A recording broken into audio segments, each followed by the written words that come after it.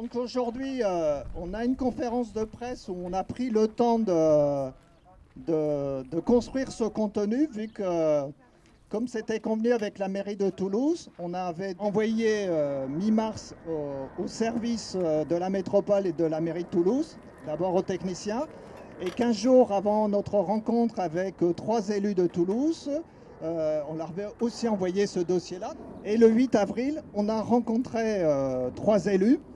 Et le 14 avril, on a reçu un courrier signé par 5 élus de la mairie de Toulouse qui émettait un avis défavorable le 14 avril sur l'idée du projet. Donc il ne parlait même pas de projet, là c'était l'idée de projet dessus. Donc on a pris le temps parce que le 8 avril, les 3 élus présents, donc Monsieur Alves, Monsieur Riquet en charge des jardins et Madame Legnaud en charge de l'urbanisme, on a été choqués de constater que les 3 élus présents n'avaient pas lu notre dossier. Un dossier constitué de 2 documents. Un avait été rédigé par un organisme spécialisé dans l'installation d'agriculteurs sur la région toulousaine qui s'appelle le Centième Singe, un organisme reconnu, labellisé nationalement, labellisé par la région, seul organisme du département de Haute-Garonne labellisé Espace Test Agricole. Et donc cet organisme nous a accompagnés à la structuration du projet de ferme maraîchère. Et cet organisme-là avait rédigé un des 2 documents remis à la mairie. Et là, quand on a évoqué le nom du Centième Singe, les 3 élus présents découvraient le nom du Centième Singe. Donc premier élément qui nous a surpris et choqués. Deuxième élément, on a présenté de façon synthétique ce qui était dans le dossier. Et une des propositions centrales de notre dossier, c'est dans la mise en œuvre, on proposait 2 phases. Une phase pilote de 3 ans, permettant de conforter le contenu du projet de ferme maraîchère et ayant aussi l'intérêt de ne pas engager chacune des parties sur du long terme. C'est-à-dire que sur cette première phase de mise en œuvre, on ne demandait à la mairie qu'une mise à disposition temporaire de 3 ans. Et au terme de 3 ans, si le projet était bien conforté, une deuxième phase se serait engagée avec là une demande forcément pour installer de façon durable des maraîchers, une demande de contractualisation comme se fait dans tous les projets en France sur du durable. Donc soit un bail rural, soit un bail amphithéatique. Et tout ça a été présenté. Et quand on a évoqué la proposition de présenter la première phase, de même, on a vu les élus se regarder et découvrir qu'il y avait cette proposition de 3 ans comme première phase de mise en œuvre. Proposition principale du projet, ils le découvraient.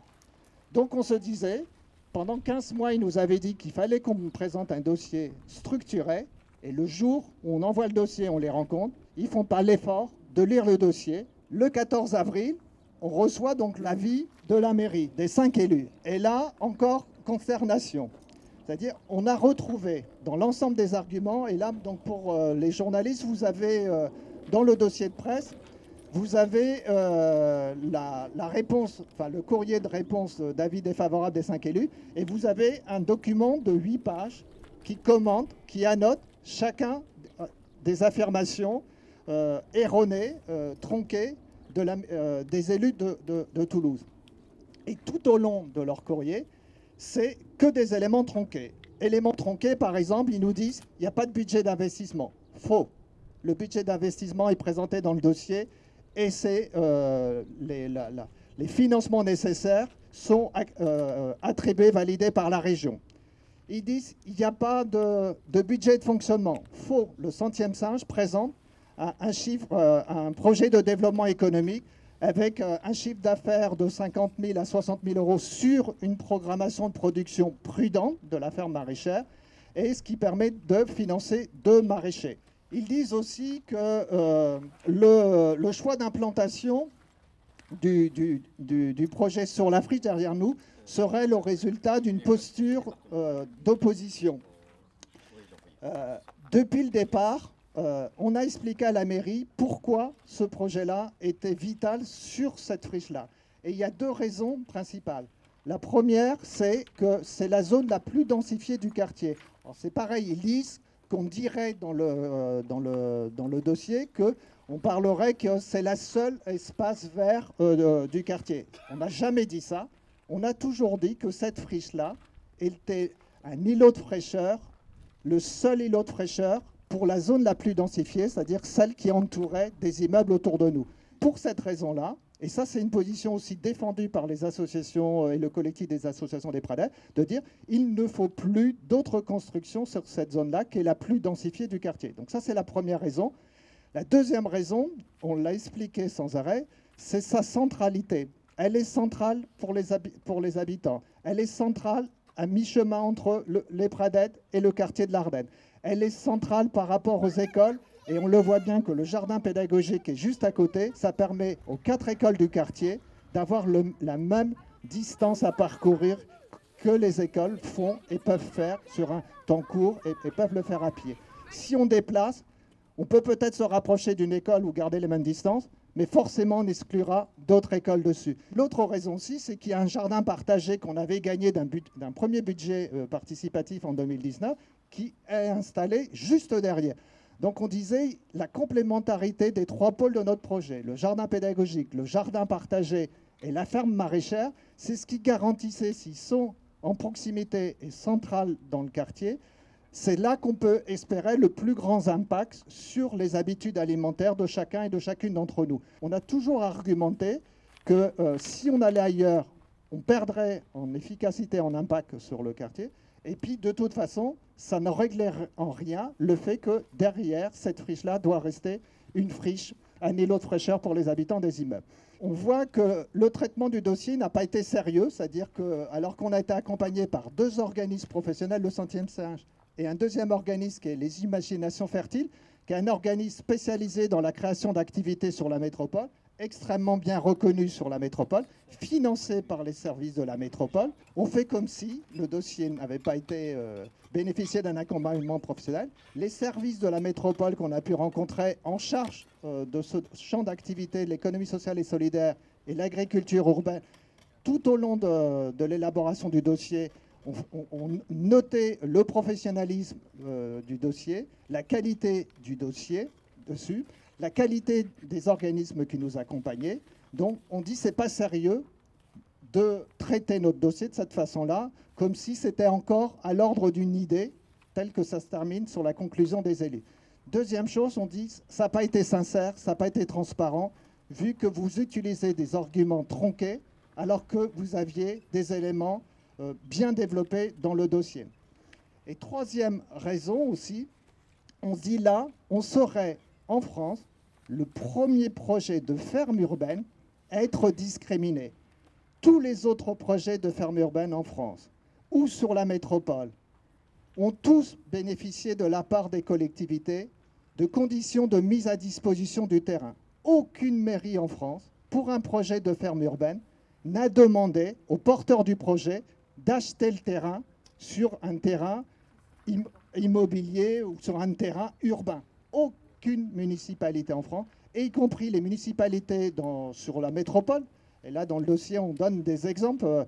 Il y a Blagnac, il y en a d'autres, où à chaque fois, les municipalités négocient des contrats de mise à disposition, bail emphytéotique, bail rural dessus, mais aucune municipalité. Donc on serait, nous, les Pradettes, le quartier qui serait discriminé, qui aurait un traitement discriminé. Donc pour ces raisons-là, on a envoyé au maire de Toulouse une demande d'arbitrage. Et on lui explique un peu comment ça s'est déroulé, l'instruction de notre dossier. On demande au maire de Toulouse de pouvoir bénéficier d'un traitement sérieux, sincère, transparent et non discriminant du projet. Dernier élément aussi, aujourd'hui, je dirais de révolte de notre part. Souvent, on fait appel à la participation des habitants. On fait appel, ils mettent en place des dispositifs de participation. Le projet, depuis 3 ans dans le quartier, bénéficie et est plébiscité par les habitants et les associations du quartier. Il est soutenu depuis le départ par le collectif des associations des Pradettes. On a fait du porte-à-porte et dans la dernière période, de janvier à mars, on a fait 500 foyers contactés en porte-à-porte. L'ensemble, quasiment, à part 1 ou 2 personnes qui ne se prononcent pas, c'est quasiment à l'unanimité un soutien à ce projet-là. On a été aussi au niveau régional le projet lauréat du concours Ma Solution pour le climat, 1800 votes de soutien. On avait été déjà en 2020 sur un sondage qu'on avait fait, on avait eu rapidement 800 personnes qui avaient soutenu une lettre de soutien dessus. Le projet est aussi labellisé, reconnu par l'Europe. L'Europe, la région, le département soutient une partie du projet, c'est-à-dire que tout le monde reconnaît le sérieux du projet, les enjeux du projet, et la question de la demande et du choix et des envies des habitants, on dit là, c'est plus acceptable qu'un projet qui est plébiscité par la quasi-unanimité des habitants du quartier, on fasse fi de ça. On ne peut plus ignorer aujourd'hui, on voit bien les derniers résultats des élections, qu'on ne peut plus continuer d'ignorer la demande, les choix des habitants, d'autant plus dans le quartier. Ça construit partout, c'est-à-dire que dès que des maisons individuelles sont mises en vente, elles sont tout de suite rachetées par des promoteurs qui les remplacent par des immeubles. Donc ça veut dire qu'il y a une densification qui se fait tout azimut. Et la mairie nous dit, quand on les interpelle, quand le collectif des associations interpelle la mairie sur ses permis de construire, la mairie, elle dit, on ne peut rien faire vu que c'est des terrains privés. Alors là, on leur dit justement, c'est le dernier espace public sur lequel, là, vous avez la responsabilité de pouvoir en faire autre chose que de le vendre à des promoteurs et de continuer de densifier de façon tout azimut. C'est clair qu'on refuse cette décision-là et on fera tout pour que le projet puisse voir le jour. On fera tout pour s'opposer à ce qu'il y ait des nouvelles constructions derrière, sur ce terrain-là. Donc ça, il y a une détermination forte. Donc aujourd'hui, c'est à la fois en même temps que la conférence de presse. Donc on va inaugurer cette friche-là. Et dans les prochaines semaines, on organisera d'autres actions. Aujourd'hui, on dit là, on appelle tout le monde à se révolter contre un traitement qui n'est pas sérieux, qui n'est pas sincère, qui n'est pas transparent et qui est discriminant. Et qu'aujourd'hui, là, on se dit, on ne peut plus rester dans une neutralité si on nous traite de cette façon-là. Ce n'est pas du tout ce qu'on a voulu. On espère que ça pourra redevenir autrement. Donc aujourd'hui, l'invitation a été ouverte à tout le monde dessus. Et le contenu de l'analyse du courrier des 5 élus, on va évidemment le diffuser largement dessus.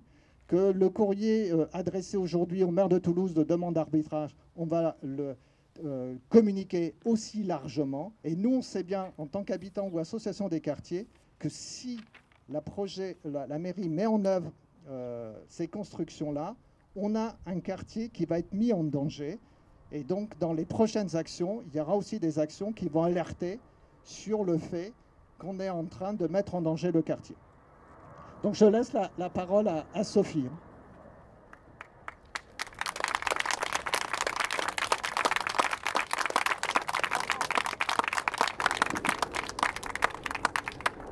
À toi, terre de Borde-Blanche.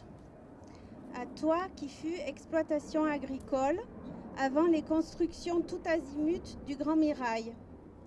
À toi, ultime joyau des Pradettes, dernier espace de biodiversité, de respiration, de bien-être pour tous les habitants des immeubles alentours. À toi, terre des habitants et de leurs enfants, terre de liens. Nous te défendrons des décisions arbitraires. Nous te défendrons contre ceux qui ignorent les enjeux sociaux, climatiques, de santé de notre époque. Aujourd'hui, pour que tu redeviennes terre nourricière, nous te donnons un nom, celui d'Oasis de Borde-Blanche.